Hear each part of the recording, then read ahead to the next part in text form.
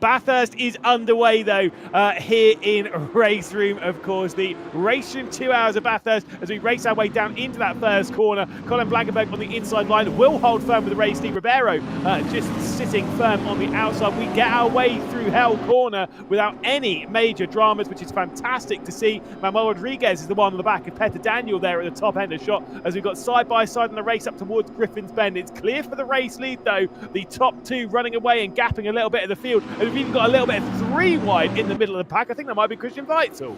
Gilbert's going to be doing his absolute best as it's fantastic. He's around on the mountain. Oh, it's right at the wrong place. Well, might try and get it into reverse, just drop down into the dipper, into the barrier, but we won't worry about that too much. Waits for a bit of a clear spot. Oh, doesn't wait for a clear spot anyway. Just absolutely slams it into Ferdinand Coughlin before now sending it down the hill. Claire coming through. Marchena almost giving it a go.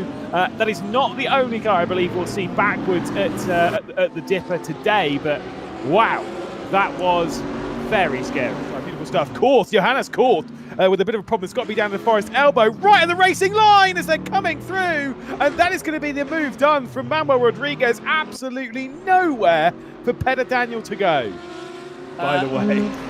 We'll see about that. Tiz goes to the outside of the chase. Is this another move on Brown up inside the top 10?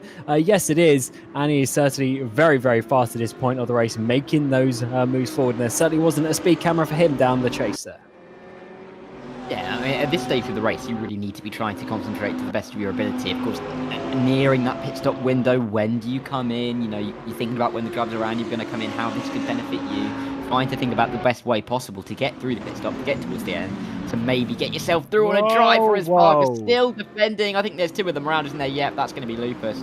I think Clerk as well. Yeah, you can just about see him, but this is going to be a mess at the cutting. Yep, somehow we work our way through. Flashlights coming in from Charlie Monk, trying to work their way through into all of this, but now out towards the wall. Taken for the Portuguese driver, meanwhile the other two coming into the pit lane. No one extending ridiculous distances. I don't believe we'll be able to see them go too much further than where we are, like maybe another 2 or 3 laps. Caught also into the pit lane, so we'll see Ribeiro work their way back up into second position. Drive-through penalty going though the way of Varga. Despite that incredible defensive drive, it all comes a cropper courtesy of the pit lane. Yes, okay, I agree on that. Whoa! Oh, no. Oh, that's huge. Who was that? Desync in there. Who was that just crashed into him as well? That was a huge hit. But that is a wheel missing. The rear wing is missing. Some massive incident has happened to Lupus there, coming down towards the final corner. And it was Varga who smashed into him. He's got a bit of damage on that front, but somehow still continuous. Sorry. It has gone tits up. Cam, that's terrible, but I love it. Tits dropping down the order at the moment. We'll stop bashing Dara for a second and find out what's happened. Oh! Whoa! See ya! Salute away. What is that? What have I just witnessed? That is not the shot that I was expecting us to go to. It looks like he's had some sort of disconnection or something has gone on there. He's floating through outer space. Mr. Elon Musk himself will be loving this one. Yeah, it's a shame when it happens, as Ribeiro from second place.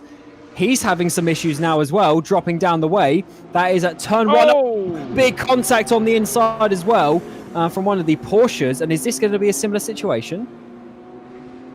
Might be, but Ribeiro isn't actually moving off that corner, so I'm not actually too sure whether he's right. He's now not even in the shot. There he is, on the middle of the corner.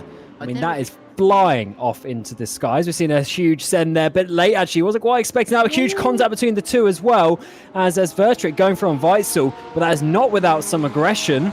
As first it was a bit late on the brakes. The flashing of the lights we've seen Weitzel do all race back in the park as Marchena goes around again in the Mercedes, and just one corner later than he did previously. Making good work of trying to get it spinning at every single corner on the racetrack, isn't he? He's done at least 3 now.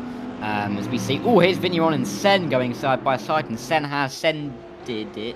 That was awful. I'm very sorry. On Vigneron, and Vigneron is now down in P8 once again. But Sen, he's been quietly going about his work actually, and he's not too far behind Dufek for maybe getting a P6. on broadcast, so that's fine.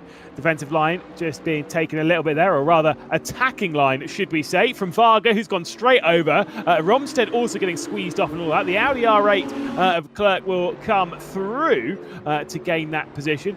No opportunity. Maybe there is one for Charlie Monk, as there's more problems. Is that another disconnection? Really, Felipe will also be out of the race, but considering where that car was with the damage that we saw, I believe that might be another desync.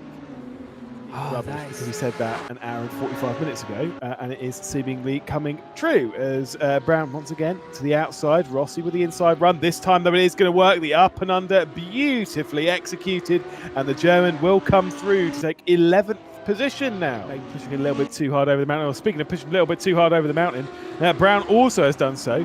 It's the old classic when you've been sat behind someone for so long.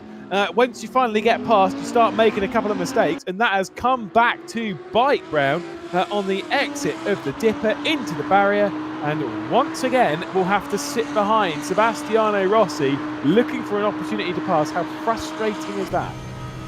As they get closer once more in towards the chase, look at the run that Brown is going to have. Goes to the right-hand side, to the inside, all over the curb. The outside of the chicane is going to be broken later. Can he make it stick around the outside? This is going to be a lovely move all over the grass. Definitely the lawnmower technique, but loses the rear end as well. Manages to save it, but that has completely lost his momentum. And actually, needs to look out for the car coming in behind, although I don't think that is full position. However, Brown are there losing the opportunity now to get P11. The Porsche, but we see Petty Daniel really having to defend. He's lost a chunk of time, and here's caught here, trying to make the move down into Griffin's Bend, the inside line. Will it suit him? Petty Daniel's going to have to tiptoe dance his way around the outside, but the German spread up the inside. He's controlled the inside line, and he's back on the podium with less than 5 minutes to go. It's gutting for Petty Daniel. Mr. Colin Blankenberg, race leader, has been absolutely dominant. Was on pole position by nearly half a second. Cam called it as being a race victory by half a lap. Well, it's going to be slightly more than that. Maybe got a bit lucky with the gap, but did not get lucky with the victory. Has been dominant this afternoon, as Blankenberg will be victorious in the Bathurst 2 hour. Yeah, indeed. Colin Blankenberg victorious. Manuel Rodriguez second position, with course jumping up onto the podium there in those final moments. Really embroiled in that fight, and really showing class and quality. But none more so than Colin Blankenberg. So impressive, Cam. I say dominant performances. Yeah, sure, we see them every now and then. But Blankenberg, we've missed him the last couple of special events. Showing why, really, because that was a very impressive drive.